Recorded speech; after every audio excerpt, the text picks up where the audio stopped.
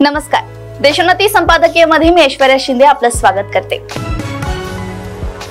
2014 मध्ये राज्यात जेव्हा भाजपचे सरकार स्थापन झाले तेव्हा मुख्यमंत्री पदाचे सर्वाधिक सशक्त दावेदार मानल्या गेलेल्या नाथाभाऊंची भाजपमध्ये तेव्हापासूनच जी परवड सुरू झाली ती अजूनही संपण्याचे नाव घेत नाही।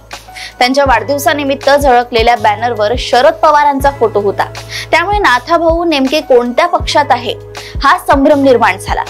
नाथाभाऊंनी आपण राष्ट्रवादी काँग्रेस पक्षाच्या प्राथमिक सदस्यत्वाचा राजीनामा शरद पवार आणि जयंत पाटलांकडे पाठवला होता।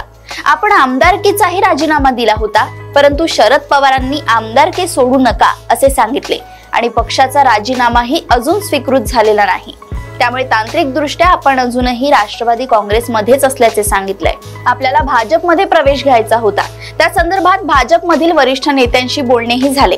लोकसभा निवडणुकीपूर्वीच आपल्याला भाजपमध्ये परतायचे होते, परंतु अजूनही भाजप नेतृत्वाकडून कोणताही निरोप आलेला नाही असे नाथाभाऊंनी स्पष्ट केले।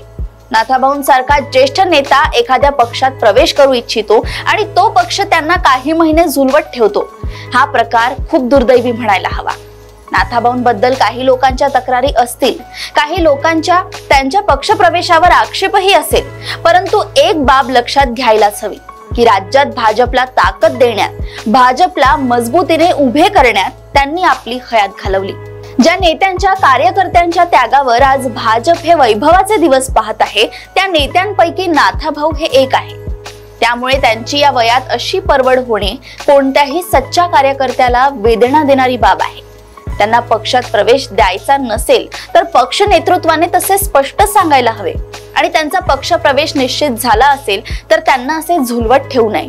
त्यातून केवळ नाथाभाऊंचीच परवड होत नसून भाजपच्या प्रतिष्ठेवर, नीतीवर, नियतीवरही प्रश्नचिन्ह उभे राहत आहे। पक्षासाठी आपले आयुष्य वेचणाऱ्या एका ज्येष्ठ नेत्याला अशी उपेक्षा सहन करावी लागत असेल तर सामान्य कार्यकर्त्यांनी पक्षाकडून कुठली अपेक्षा ठेवायची हा प्रश्न उपस्थित होणे स्वाभाविक ठरतो।